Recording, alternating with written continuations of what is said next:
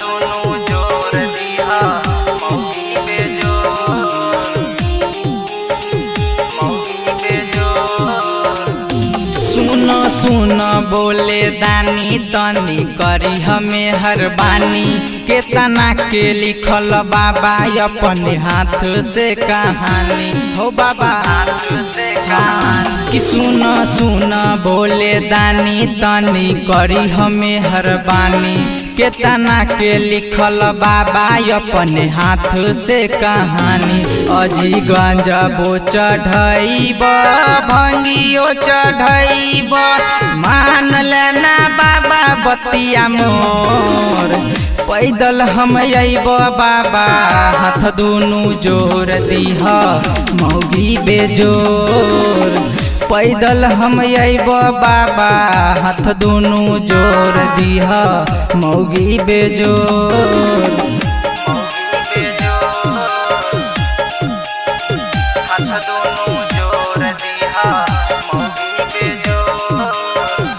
कि बाबा शुरू ऐसा धोखा हमें खैलियो, बस तोहबे भरोसा हमें कैलियो। नजरिया तू फिर बाबा हो बोला, नजरिया तू फिर बाबा हो।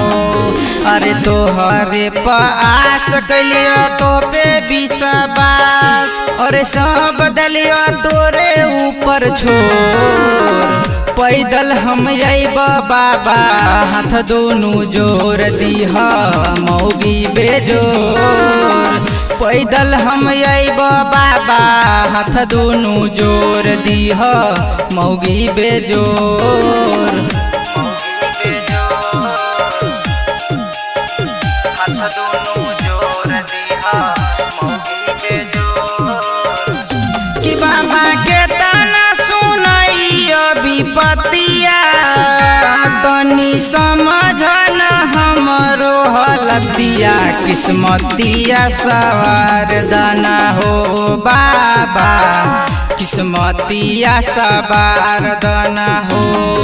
अरे गौरव सुबास हक रंजय जी के खास, आज सब मुँह ललका मोर। पैदल हम अइब बाबा हाथ दोनों जोर दीह मौगी बेजोर। पैदल हम अइब बाबा हाथ दोनों जोर दीह कनिया बेजोर हो बाबा।